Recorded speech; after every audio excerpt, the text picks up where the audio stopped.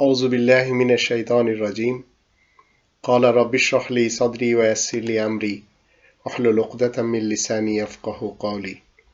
সম্মানিত দর্শক এবং শ্রোতাবৃন্দ, আপনাদের সকলকে জানাই সালামুন আলাইকুম। ফেক মোহাম্মদ, যার কাছ থেকে হাদিসের ধারণা পাওয়া যায়, আর আসল মোহাম্মদ, যার কাছ থেকে কোরআনের দাওয়াত পাওয়া যায়। রবের ইসলামী কিংডমের মুসলিমরা সবসময় কোরআনের মুহাম্মদুর রাসূলুল্লাহকে মেনে চলে। ইতিহাসের ফেক মোহাম্মদ, তার যারা অনুসারী রয়েছে, তারা সবাই রবের শান্তির রাজ্যে নিজেদেরকে জান্নাতি মনে করে। কেননা ফেক মোহাম্মদ 10 জনকে জান্নাতের সুসংবাদ দিয়ে গেছেন, তার হাদিস বলছে, তার ইতিহাস বলছে। ফেক মোহাম্মদকে যারা মেনে চলে, তারা গোলামি করতে খুব ভালোবাসে।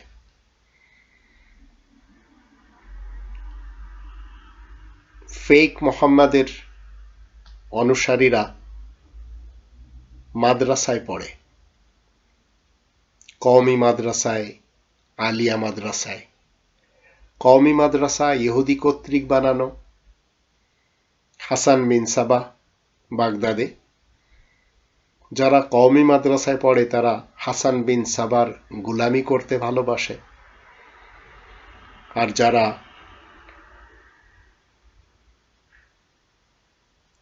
আলিয়া মাদ্রাসাতে পড়ে তারা কলকাতা আলিয়া মাদ্রাসা বানিয়েছিল লর্ড লরেন্স,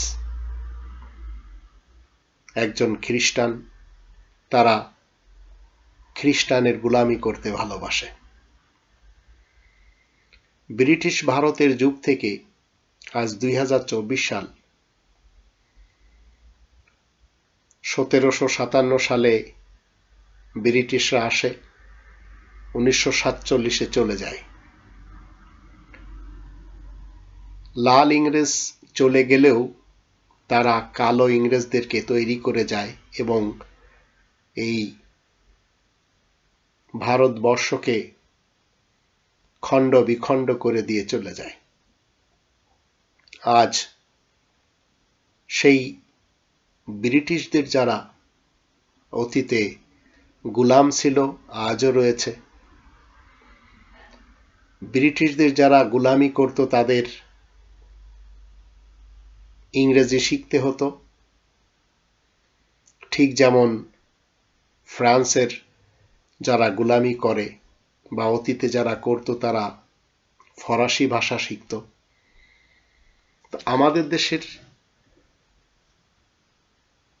অধিকাংশ ব্রিটিশদের গোলাম যারা রয়েছে, যদিও আজও বাংলাদেশ, পাকিস্তান, ইন্ডিয়া এগুলি ব্রিটেনের উপকলোনি হিসেবেই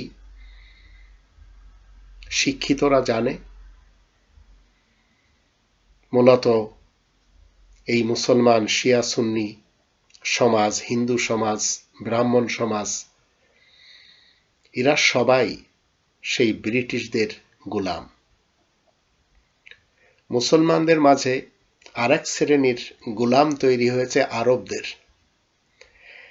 কোরআনের মুহাম্মদুর রাসূলুল্লাহ আমাদেরকে শিক্ষা দেন 30 নম্বর সূরা আর রোম এর 22 নম্বর আয়াত থেকে, ومن آياته خلق السماوات والأرض واختلاف ألسنتكم وألوانكم।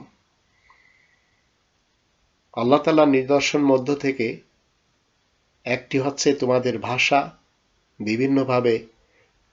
বিভিন্ন ভাষায় তোমরা বলো, আর বর্ণ। এই ভাষা নিয়ে কত কিছু বাংলার বুকে হয়েছে আমরা সবাই জানি। ভাষা আন্দোলন করার পর যে সমস্ত লোকেরা আমাদের দেশে বাংলা একাডেমি পরিচালনা করেন তারা নিজেরাও জানেন না বাংলা একাডেমি এটি বাংলা ভাষায় না। যারা শহীদদের স্মরণে শহীদ মিনারে যান তারা জানে না শহীদ মিনার এটিও বাংলা ভাষায় না। বাংলা একাডেমি যেমন বাংলা ভাষায় না, শহীদ মিনার যেমন বাংলা ভাষায় না, এই বাঙালি সমাজ এরা নিজেদের সন্তানদেরকে ইংরেজি পড়ানোর জন্য অলিগলিতে এরা শিক্ষাঙ্গন খুলেছে। আর এক শ্রেণীর তারা আরবদের মোল্লাতন্ত্রের গুলাম, তারা তাদের সন্তানদেরকে আরবি পড়ানোর জন্য অলিগলিতে মাদ্রাসা খুলেছে, ধর্মের খোয়ার। অথচ ভাষার গুরুত্ব, বর্ণের গুরুত্ব আল্লাহ তাআলা দিয়েছেন মুহাম্মদুর রাসূলুল্লাহর পক্ষ থেকে আমরা জানলাম।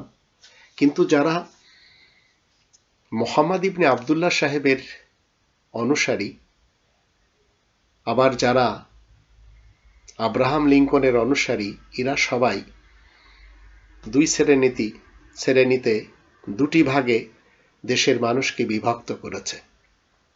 আমাদের দেশের সালাফি সমাজ, সুন্নি সমাজ, শিয়া সমাজ কিছু স্পিকার তৈরি করেছে, বক্তা তৈরি করেছে। এরা সবাই জাতিকে নিয়ে যেতে চায় আরব দেশের দিকে। আর যারা পলিটিশিয়ান রয়েছে এরা জাতিকে নিয়ে যেতে চায় তাদের চাচার বাড়িতে, ব্রিটেন আমেরিকার দিকে। তো আমরা সবাই রবের শান্তির রাজ্যে স্বাধীন, এটি আমাদেরকে ভুলিয়ে দেওয়া হয়েছে। আমাদেরকে বলা হয়েছে আমরা যখন বাংলাদেশি পাসপোর্ট নিয়ে বিভিন্ন দেশে যাই তখন আমাদেরকে থার্ড কান্ট্রির নাগরিক হিসেবে গণনা করা হয়, তাই আমাদের কোনো মূল্য দেওয়া হয় না। অনেক ক্ষেত্রে আমাদের বাংলাদেশি পাসপোর্ট থাকার কারণে কুকুর দিয়ে আমাদেরকে চেক করানো হয় বিভিন্ন এয়ারপোর্টে। আমাদের দেশের সন্তানেরা যারা খেলার দৃষ্টিতে ব্রাজিলকে, আর্জেন্টিনাকে সাপোর্ট করে, তারা এই পাসপোর্ট নিয়ে যদি তাদের এম্বাসিগুলিতে যায়, বেড়াতে যাবে, ভিসা দেবে না। গোলাম শ্রেণীর লোকেরা এরা নিজেদের দেশ থেকে ইউরোপে চলে গেছে। আমি নিজেও ইউরোপে থাকি, কিন্তু আমি নিজেকে কখনো মনেই করিনি যে আমি তাদের গোলামি করতে এসেছি। আমি ইন্ডিপেন্ডেন্ট কাজ করি, যদিও আজ জার্মানিতে আমি পোস্ট অফিসে চাকরি করছি। কিছুদিন পূর্বে আমি বার্গার কিংয়ে ছিলাম। এথেন্সে আমি ট্যাক্সি চালাতাম। স্বাধীনভাবে আল্লাহ তাআলার পৃথিবীতে আমাকে বসবাস করতে হয়। আমি আমার জীবনে যতগুলি দেশ দেখেছি, মানুষের বানানো দেশ, কিন্তু আমি ৬৭ নম্বর সূরা আল মুলকের প্রথম আয়াতের দৃষ্টিতে আল্লাহ তাআলার ইসলামী রাষ্ট্রের একজন সুনাগরিক হিসেবে বসবাস করি। তাবারাকাল্লাযী বিয়াদিহিল মুলক, বাবরকত সত্তা হলেন তিনি যার কন্ট্রোলে রয়েছে একটি বিশেষ দেশ। ৪ নম্বর সূরা আন-নিসার প্রথম আয়াতে বলা হচ্ছে, ইয়া আইয়ুহান নাসুত্তাকু রাব্বাকুমুল্লাযী খালাকাকুম মিন নাফসিন ওয়াহিদা ওয়া খালাকা মিনহা যাওজাহা ওয়া বাসসা মিনহুমা রিজালান কাসীরান ওয়া নিসাআ ওয়াত্তাকুল্লাহাল্লাযী তাসাআলুনা বিহি ওয়াল আরহাম ইন্নাল্লাহা কানা আলাইকুম রাকিবা। শোনো হে মানবজাতি, তোমরা নিজেদের চিরস্থায়ী লালন পালনকারী রবের তাকওয়া অর্জন করো, যে রব তোমাদেরকে একটি মাত্র নফস তথা জীবন কোষ থেকে সৃষ্টি করেছেন, তার মধ্য থেকেই তার জোড়া সৃষ্টি করেছেন এবং সেই দুটি নফস থেকে অসংখ্য পুরুষ ও নারী ছড়িয়ে দিয়েছেন। তোমরা সেই আল্লাহ তাআলা তাকওয়া অর্জন করো যে আল্লাহ তাআলার দোহাই দিয়ে নিজেদের মধ্যে যাবতীয় কিছু আদান প্রদান করে থাকো, আর ঘনিষ্ঠদের সম্পর্কে সতর্ক হও, নিশ্চয় আল্লাহ তোমাদের উপর নিয়ন্ত্রণকারী। এখানে আল্লাহ রাব্বুল আলামিন সৃষ্টির সূচনা করার পরে কোনোদিন কিন্তু এ কথা বলেননি যে বাঙালিদেরকে আমি বঙ্গদেশে পাঠাচ্ছি, উর্দুদেরকে আমি পাকিস্তানে পাঠাচ্ছি। না, আল্লাহ তাআলার ইসলামী কিংডম একটি। তো আজ মানুষেরা কি করেছে, একটি বর্ডার তৈরি করে নিয়েছে। আমাদের হিন্দুস্তানকে ভেঙে চুরমার করে বানিয়ে দেওয়া হয়েছিল 1947-এ পাকিস্তান। তো আমাদের নাম ছিল পূর্ব পাকিস্তান, আর অন্য খণ্ডের নাম ছিল পশ্চিম পাকিস্তান। তারপরে 1971-এ বাংলাদেশ। মূলত বাংলাদেশ, পাকিস্তান, ইন্ডিয়া এটি হচ্ছে এখনো ব্রিটেনের উপকলোনি। তাই দেখবেন আমাদের এক শ্রেণীর নেতা তারা ছুটে চলে যায় ব্রিটেনে, ছুটে চলে যায় আমেরিকায়, ছুটে চলে যায় কানাডায়, ছুটে চলে যায় ভিন দেশে। আর এক শ্রেণীর চলে যায় তারা ইন্ডিয়াতে। তো এরা নিজেদের দেশে স্বাধীন না, এরা স্লেভ, এরা দাস।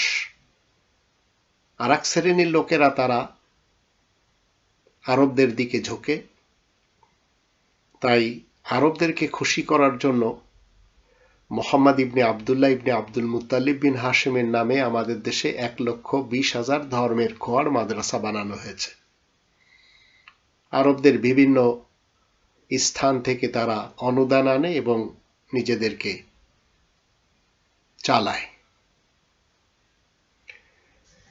কোরআনের মুহাম্মাদুর রাসূলুল্লাহ আমাদেরকে শিক্ষা দিচ্ছেন, যখন আমরা কোরআনে 4 নম্বর সূরা আন-নিসা এর আয়াত নম্বর 97 পড়ি, সেখানে বলা হচ্ছে ইন্নাল্লাযীনা তাওয়াফাহুমুল মালাইকাতু যালিমি আনফুসিহিম ক্বালু ফীমা কুনতুম ক্বালু কুন্না মুস্তাদআফিনা ফিল আরদ ক্বালু আলাম তাকুন আরদুল্লাহি ওয়াসিআতান ফাতুহাজিরু ফিহা ফাউলাইকা মাওয়াহুম জাহান্নাম ওয়া সাআত মাসীরা। অবশ্যই যারা নিজেদের ব্যক্তিত্বের প্রতি জুলুম করেছিল তাদের জান বের করার জন্য যখন মালাইকারা হাজির হয় তখন তারা জিজ্ঞাসা করে, তোমরা নিজ দেশে কেমন ছিলে? জবাবে তারা বলে, আমরা তো আমাদের দেশে বড়ই অসহায় ছিলাম। তখন আল্লাহ তাআলার মালাইকারা বলে, আল্লাহ তাআলার দুনিয়া কি অনেক বড় ছিল না? আরদুল্লাহ মানে আল্লাহ তাআলার একটি দেশ। তোমাদের উচিত ছিল দেশ ত্যাগ করে কোথাও চলে যাওয়া। আসলে তাদের ঠিকানা হচ্ছে জাহান্নাম, সে যে বড়ই নিকৃষ্ট ঠিকানা, নিকৃষ্ট বাসস্থান। 98 আয়াতে বলা হচ্ছে ইল্লাল মুস্তাদআফিনা মিনার রিজালি ওয়ান নিসাই ওয়াল বিলদান লা ইস্তাতিউনা হিলাতান ওয়া লা ইয়াহতাদুনা সাবিলা। কিন্তু পুরুষ ও নারীদের মধ্যে যারা দুর্বল আর শিশুদের কথা আলাদা, কোন রকম ব্যবস্থা করার সঙ্গতি যাদের ছিল না, পথঘাট যাদের জানা ছিল না। 99 আয়াতে বলা হচ্ছে ফাউলাইকা আসাল্লাহু আইয়াফু আনহুম ওয়া কানাল্লাহু আফুওয়ান গফুরা। সুতরাং তাদের জন্য আশা করা যায় আল্লাহ তাদেরকে মাফ করবেন, আর আল্লাহ হলেন বড়ই ক্ষমাশীল, পাপ মোচনকারী। 100 নম্বর আয়াতে বলা হচ্ছে ওমা ইউহাজির ফি সাবিলিল্লাহি ইয়াজিদ ফিল আরদি মুরাগামান কাসীরান ওয়া সাআ ওমা ইয়াখরুজ মিন বাইতিহি মুহাজিরান ইলাল্লাহি ওয়া রাসূলিহি সুম্মা ইউদরিকুল মাউতু ফাকাদ ওয়াকা আজরুহু আলাল্লাহ ওয়া কানাল্লাহু গফুরার রহিমা। যে ব্যক্তি আল্লাহ তাআলার রাহে তথা কোরআনের খাতিরে স্থানান্তর হয় বা স্থানান্তর হবে, সে তো দুনিয়াতে বহু আশ্রয়স্থল ও প্রাচুর্য লাভ করবে, প্রাচুর্য লাভের জায়গা পাবে, সুযোগ সুবিধা পাবে। যে কেউ নিজের ঘর থেকে বেরিয়ে আল্লাহর বার্তাবাহক রাসূলের দিকে চলে আসবে, পরে যদি তার মৃত্যু এসে যায় তাহলে তার পারিশ্রমিক তো আল্লাহ তাআলার জিম্মায় থাকবে। আল্লাহ বড়ই ক্ষমাশীল এবং দয়াময়। এ হচ্ছে মুহাম্মাদুর রাসূলুল্লাহর শেখানো কনসেপ্ট। এই কারণেই আমি যখন নিজ দেশে পূর্ণ স্বাধীনতা পাইনি তখন হিজরত করি। আর হিজরত করার পর আমি আল্লাহ তাআলার ইসলামী কিংডমের অন্য অংশে বহু আশ্রয়স্থল এবং প্রাচুর্য লাভ করতে পারি। কিন্তু গোলামের যারা শিকলে আবদ্ধ রয়েছে তারা তাদের সন্তানদেরকে কি করে? ইংলিশ শেখায়, তারা তাদের সন্তানদেরকে আরবি শেখায়। অথচ মুহাম্মাদুর রাসূলুল্লাহ আমাদেরকে শিক্ষা দিচ্ছেন 19 নম্বর সূরা মারিয়ামের 97 নম্বর আয়াত মতে এবং 44 নম্বর সূরা আদ-দুখানের 58 নম্বর আয়াত মতে, ফাইন্নামা ইয়াসসারনাহু বিলিসানিকা, অবশ্যই আমি এই কোরআনকে তোমার মাতৃভাষায় সহজ করেছি। আবার আল্লাহ বলছেন মুহাম্মাদুর রাসূলুল্লাহর মাধ্যম দিয়ে 14 নম্বর সূরা ইব্রাহিমের 4 নম্বর আয়াতে,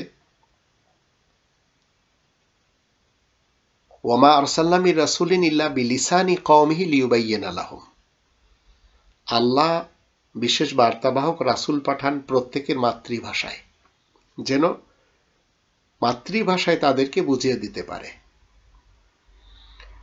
রবের শান্তির রাজ্যে হরেক রকমের ভাষা এবং বর্ণ রয়েছে। আমাদের দেশের মুসলমান শিয়া সুন্নি সালাফি সমাজের যারা শেখ রয়েছেন, ইমাম রয়েছেন, যারা হুজুর রয়েছেন, বক্তা রয়েছেন, এরা এদের সন্তানদেরকে কোরআনের বিধানকে মাতৃভাষায় না শিখিয়ে তারা ধর্মের খোয়ার খুলে সেখানে তারা শেখানোর মাধ্যম করেছে উর্দু ভাষা, ফার্সি ভাষা এবং আরবি ভাষা। ব্রিটিশরা যখন চলে যায় তখন এই ভাষাগুলির মাধ্যম দিয়ে এই ধর্মের খোয়ারের সিলেবাস চালু করা হয়, অদ্যাবধি রয়েছে। তো এই আরবদের গোলাম যারা আরবি ভাষা যারা শেখার জন্য মরিয়া হয়ে উঠেছে, এরা না জানে ঠিক মতো আরবি বলতে, না জানে ঠিক মতো উর্দু বলতে, না জানে ঠিক মতো ফার্সি বলতে, এমনকি জানে না এরা ঠিক মতো নিজেদের ভাষা বলতে। তো আমাদের দেশে যারা কওমি ঘরানার লোক রয়েছে তারা শেখ হাসিনাকে কওমি জননী আখ্যায়িত করেছেন। কওমি শব্দটি বাংলা না, জননী শব্দটি বাংলা। আবার যারা ব্রিটিশ আমেরিকার গোলাম তারা শেখ হাসিনাকে, খালেদা জিয়াকে mother of humanity, mother of democracy আখ্যা দিয়েছেন। আবার এক মন্ত্রী বলেই বসেছেন ভারতের ব্যাপারে কি ভারতের সাথে বাংলাদেশের সম্পর্ক স্বামী স্ত্রীর। এরা সবাই হচ্ছে ইংরেজদের সেই ভাতিজা, সেই ভাইপো, যাদের পূর্বপুরুষদেরকে ব্রিটিশরা তাদের গোলামি করার জন্য তৈরি করেছিল। কোরআনের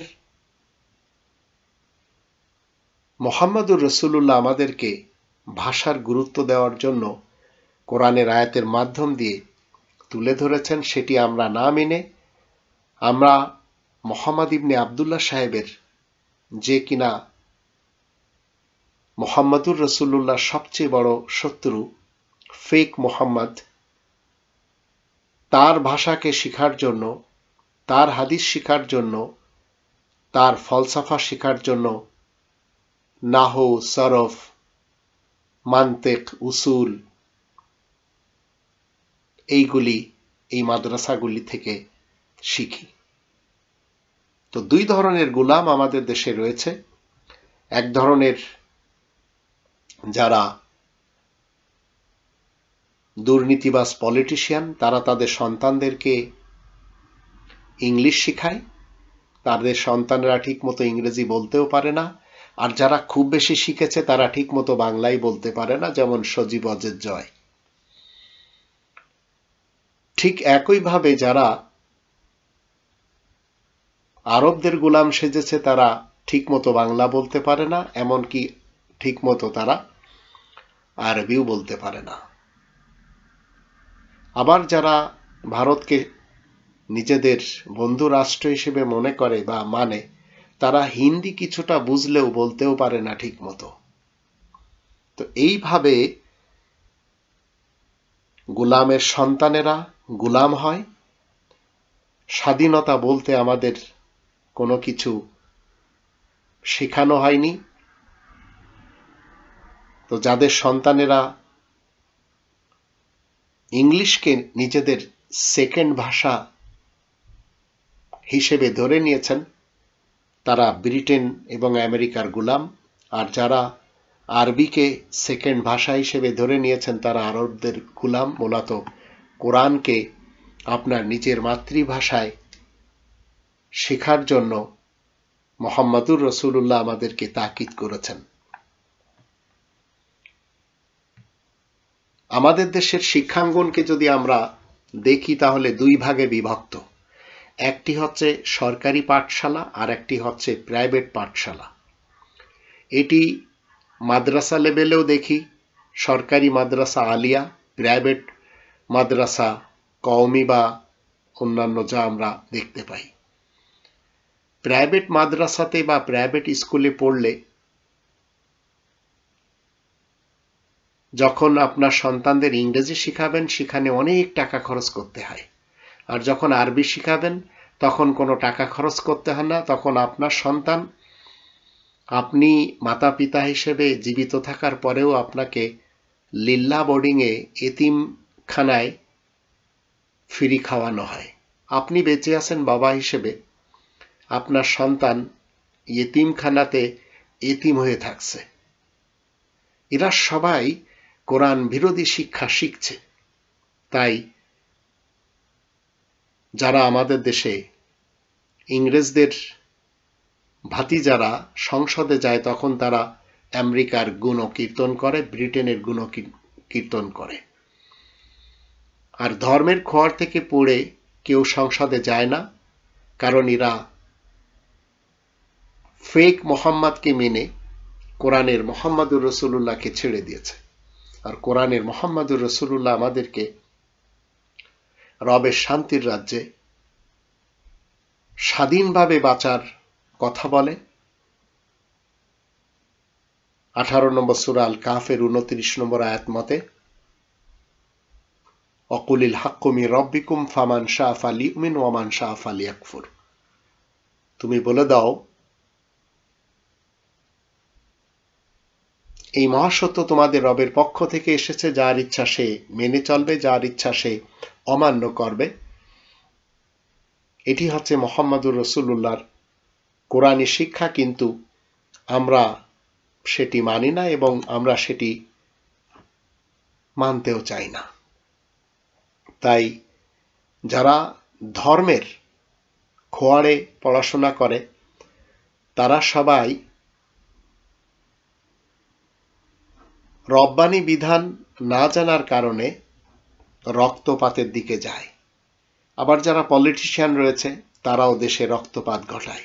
পিলখানার ঘটনা, শাপলা চত্বরের ঘটনা, হলি আর্টিজেনের ঘটনা, 7 মার্ডার এবং গ্রেনেড হামলা, 63টি জেলাতে বোমা বিস্ফোরণ, এগুলি সব তারাই করেছে এবং তাদের দ্বারাই করানো হয়েছে, যারা ব্রিটেন আমেরিকার গোলাম। আর যারা হিন্দুস্তানের যুদ্ধের দিকে নিজেদের সন্তানদেরকে ঠেলে দিচ্ছে, তারা হচ্ছে আরবের গোলাম। কোরআন প্রত্যেকটি মানুষকে স্বাধীনতা দিয়েছে এবং আল্লাহ আমাদের সবাইকে সৃষ্টি করেছেন কোটিপতি বানিয়ে।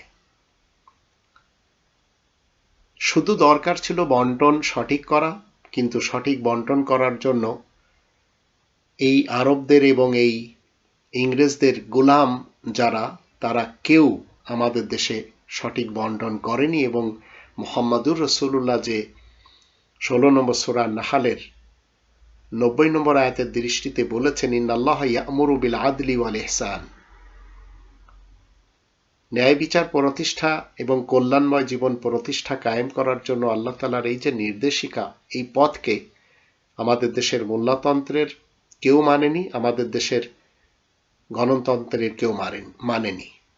আমরা যে সবাই কোটিপতি হয়ে জন্ম নিয়েছি, আমরা যে পাসপোর্টটি আজ ব্যবহার করে চলেছি, এই পাসপোর্টটি যখন পৃথিবীর কোনো দেশের কেউ দেখে, তখন প্রথম দেখে তারা বুঝতে পারে যে আমরা পুয়ার কান্ট্রি থেকে এসেছি, গরিব দেশ থেকে।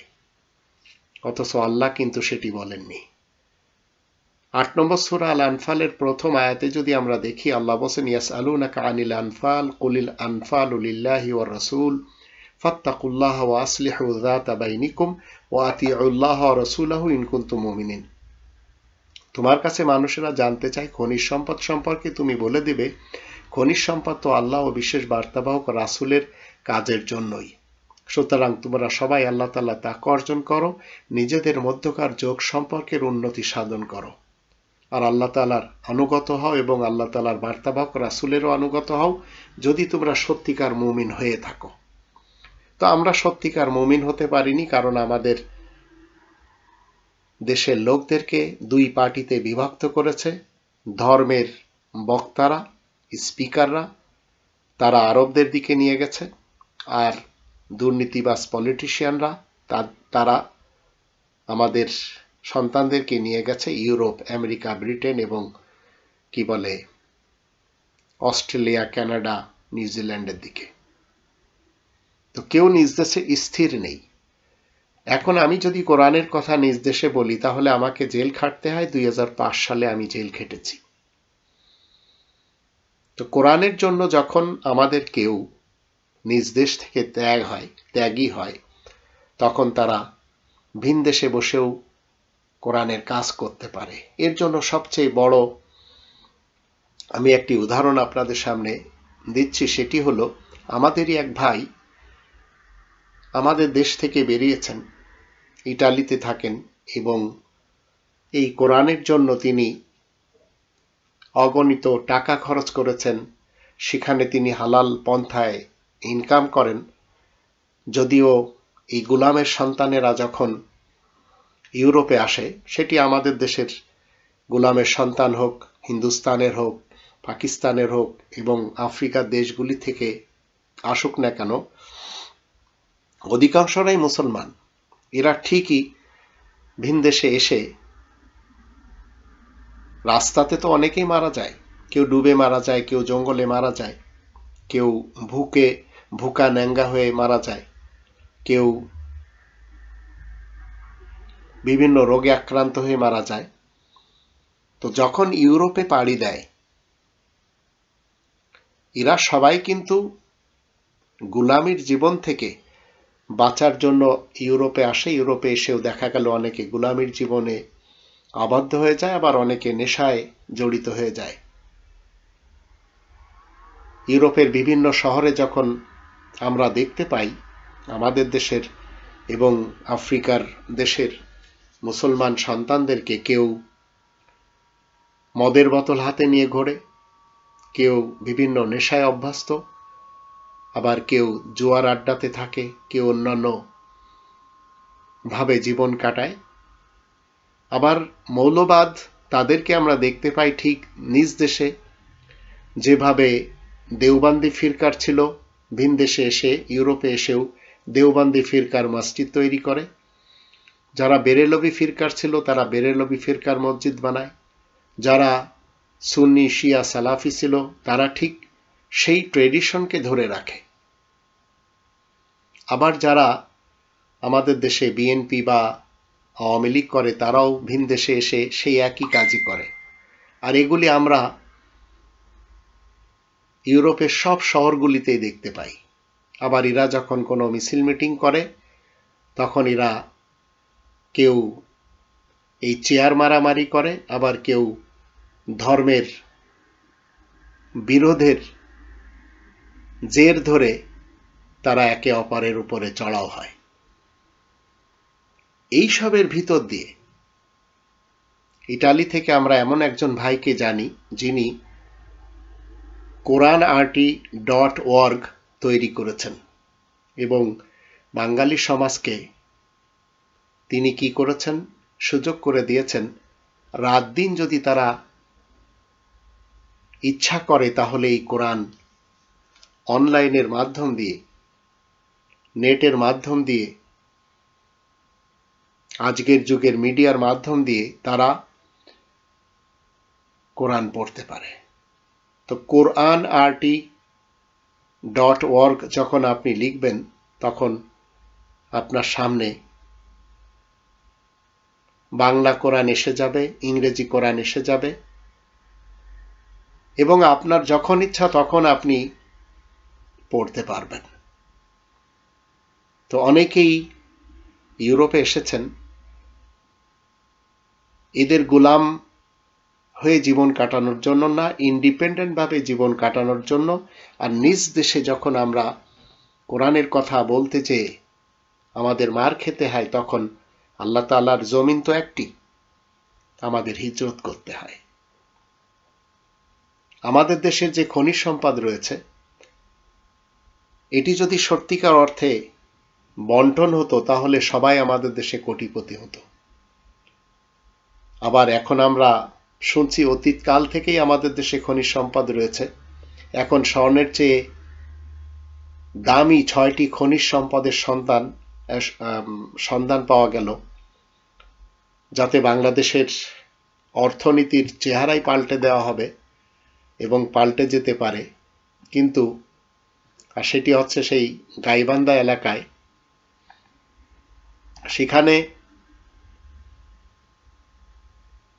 এই খনিজ সম্পদ পাওয়া গেছে, কিন্তু আমরা কি আদৌ এগুলো উত্তোলন করে নিজ দেশে রাখতে পারবো? গোলামের সন্তানরা তারা সব সময় চাচাদের দিকে নিজ দেশের অর্থকড়ি লুটপাট করে পৌঁছে দেয়। অতীতে ব্রিটিশরা আমাদের ভারতবর্ষ থেকে সবকিছু লুটেপুটে নিয়ে গিয়েছিল, কিন্তু আজ আমাদের সেই গোলাম ব্রেনের, গোলাম মস্তিষ্কের লোকেরা নিজ দেশে থেকে নিজ দেশের লোকদের অধিকার হরণ করে সেই আরবে তারা যাচ্ছে, টাকা খরচ করে সেখানেও গোলামি খাটছে। ব্রিটেন, আমেরিকা, অস্ট্রেলিয়া, কানাডাতে যাচ্ছে, সেখানেও আমাদের দেশ থেকে লুটপাট করে নিয়ে। তো আপনাকে আমাকে এই বৈষম্যতা দূর করে, এই দুই ধরনের শিক্ষানীতি দূর করে মুহাম্মাদুর রাসূলুল্লাহর দিকে ফেরত আসতে হবে। আর মুহাম্মাদুর রাসূলুল্লাহ আপনাকে আমাকে কোরআন শিক্ষা দেন। আর ফেক মুহাম্মদ ইবনে আব্দুল্লাহ হাদিস। তো যারা মোল্লাতন্ত্র মানবে, গণতন্ত্র মানবে, রাজতন্ত্র মানবে, সমাজতন্ত্র মানবে এবং রব্বানিতন্ত্রকে ছেড়ে দিবে, এরা সবাই বাতিল স্রোতে, বাতিলের ফ্লডে ভেসে যাচ্ছে এবং ভেসে যাবে। শিক্ষানীতি এক হতে হবে। মাদ্রাসার শিক্ষা, সেটি কওমি হোক, আলিয়া হোক, স্কুলের শিক্ষা সেটি প্রাইভেট হোক, সরকারি হোক, এগুলি সব একপাশে রেখে একটি শিক্ষানীতি তৈরি করতে হবে, যেখান থেকে সন্তানেরা সুশিক্ষা শিখবে আর মাতৃভাষায় শিখবে। তখন হবে মুহাম্মাদুর রাসূলুল্লাহর শেখানো পথ অবলম্বন করা, যেখানে শান্তি আর শান্তি। অন্যথায় মুহাম্মদ ইবনে আব্দুল্লাহ সাহেবের মোল্লাতন্ত্রের পথে যদি আমরা চলে যাই, সেখানে খুনরাঙ্গা পথ ছাড়া আর কিছুই নেই। ঠিক আব্রাহাম লিঙ্কনের গণতন্ত্রেও সেখানেও খুনরাঙ্গা পথ ছাড়া কিছুই নেই। সমাজতন্ত্রেও একই কথা। আবার রাজতন্ত্রে একই কথা। আল্লাহ আমাদের সবাইকে বোঝার তৌফিক দান করুন। আমরা সবাই স্বাধীনভাবে আমরা যেন আমাদের দেশের সম্পদ প্রত্যেকটি মানুষের মাঝে সঠিকভাবে বন্টন করে দিয়ে তাদের সকলকে সুশিক্ষায় শিক্ষিত করে গড়ে তুলে নিজেদের জীবনকে মুহাম্মাদুর রাসূলুল্লাহর আদর্শে আদর্শিত করতে পারি, সেই স্লোগান আমাদের হওয়া উচিত। আর আমরা যেন আব্রাহাম লিঙ্কনের গণতন্ত্র, লেনিনের রাজতন্ত্র, শাহ সৌদের রাজতন্ত্র, লেনিনের সমাজতন্ত্র, মোহাম্মদ ইবনে আবদুল্লাহর মূল্যতন্ত্র এগুলি মেনে নিজেদের মধ্যে মারামারি কামড়াকামড়ি না করি। আল্লাহ সেই তৌফিক আমাদেরকে দান করুন।